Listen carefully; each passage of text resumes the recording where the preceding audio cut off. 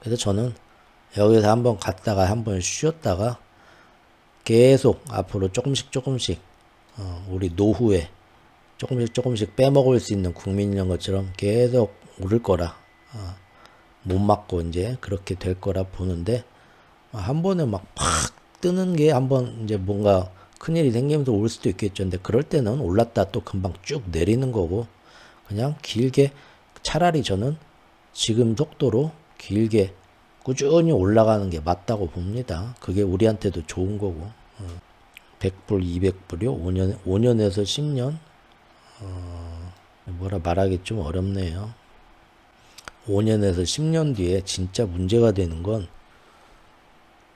미국 극우 마가하고 중국하고 붙어서 세계대전이 일어나거나 그거 아니면 결국은 제가 볼 때는 기후위기입니다. 지금 사람들이 너무 안이해요. 제가 볼 때 전 세계를 휘몰아치는 거는 5년, 10년 안에 비관적으로 보면 미국이 결국 제국의 패권이 넘어갈 때 아테네 뭐 스파르탄 뭐 그런 것처럼 결국은 구제국과 신제국이 전쟁 한번 일으켰었는데 이번에도 미중 전쟁이 일어나냐. 근데 마가파들이 충분히 그러고도 남을 놈이다. 그래서 지금 인공지능과 양자 컴퓨터를 보는 거고요.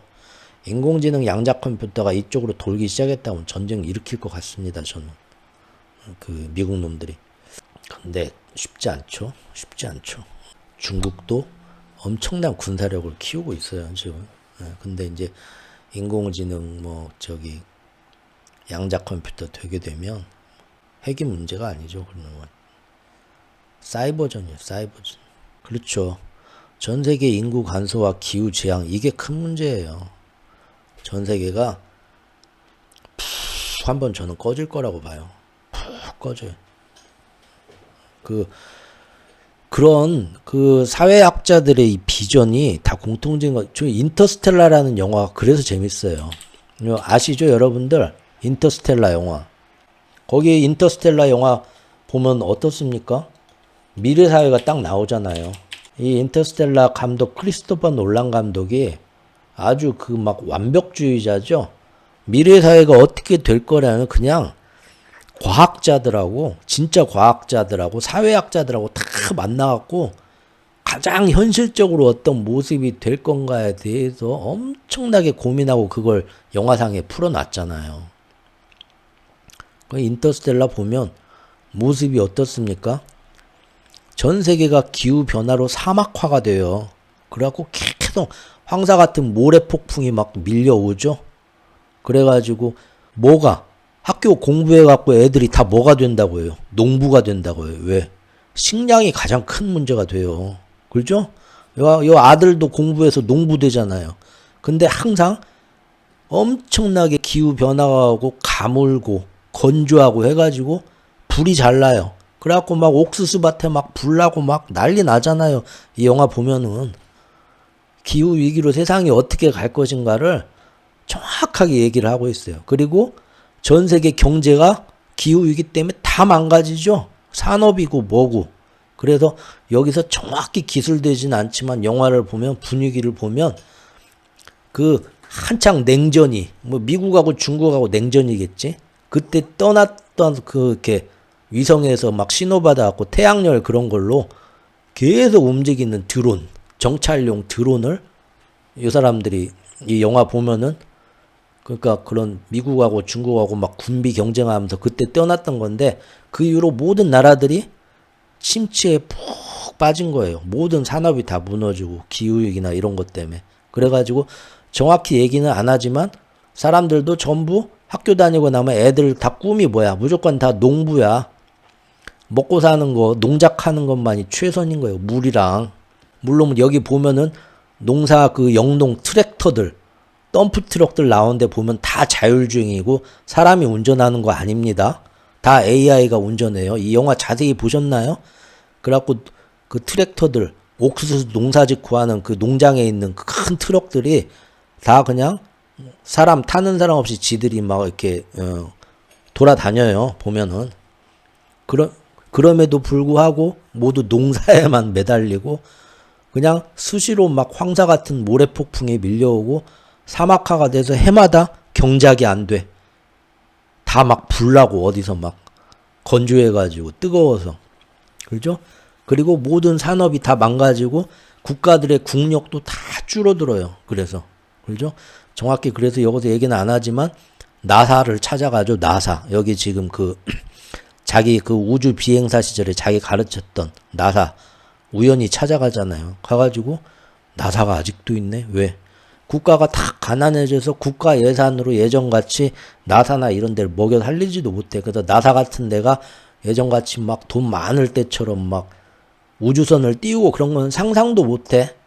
그죠? 그래서 나사 안에 들어가니까 그 박사님이랑 있는데 초라하잖아요. 초라해. 그래서 이제 마지막으로 이대로 있다가는 몇십 년 뒤에는 지구는 완전히 사람들 다 굶어 죽어 끝장나겠다, 인류가. 그래서 다른 별로 찾아가서 거기에 새로운 경작지, 농사를 지어서 사람들이 그리 이주갈 수 있는 별이 있는가?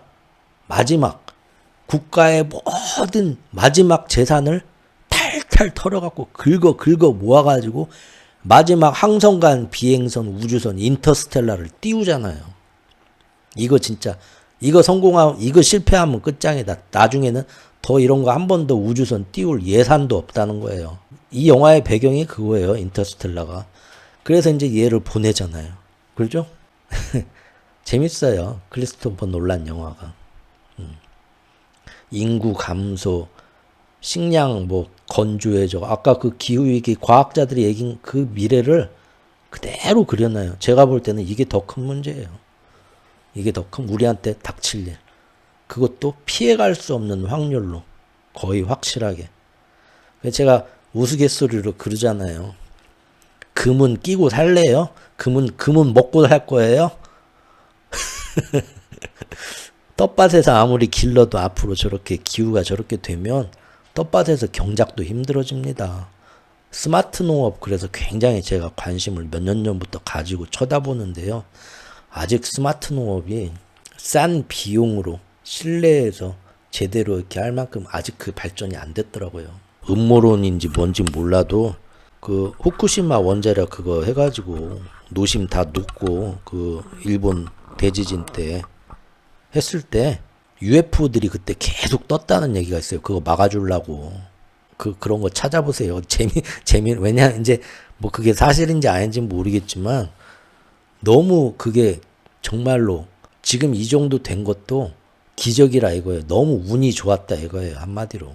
원래대로라면 지금 더 큰 그 방사능 유출되고 지금 어마어마한 재앙이었는데 이 정도 된 것도 사실은 정말로 너무 기가 막히게 운이 좋아서 이 정도로 그쳤다라는 거예요. 그래서 이거 그 당시에 막 그 미확인 비행물체들이 그 주변에 계속 떴었는데 그거 아무래도 걔네들이 와가지고 우리 인류를 위해서 좀 방사능 유출을 좀 막아준 거 아니냐 그런 음모론까지 나올 정도로 사실은 지금 굉장히 운이 좋게 잘 피해가고 있을 뿐이지. 마그마방 얼마 전에 때렸잖아요. 그 후지산 옆에 있는 거. 그거 제가 말씀드렸던가요? 그 지진이. 일본이 만에 하나 후지산이 폭발했을 때 화산재가 뭐 1cm, 2cm, 3cm가 쌓였을 때 그렇게만 쌓여도 교통이 완전 차가 못 다닌다고 하죠. 그러면 국민들은 어떻게 해야 되나에 대한 구체적인 매뉴얼을 내놓기 시작했어요. 금년 들어서. 알고 계시죠? 후지산이 다시 한번 분화했을 때 그때 그 분화한 정도, 화산재가 쌓이는 정도에 따라서 국민 대응 매뉴얼을 어떻게 해야 되는지 구체적으로 내놓기 시작했어요. 그러니까 지금 상당히 신경 쓰고 있다는 거죠.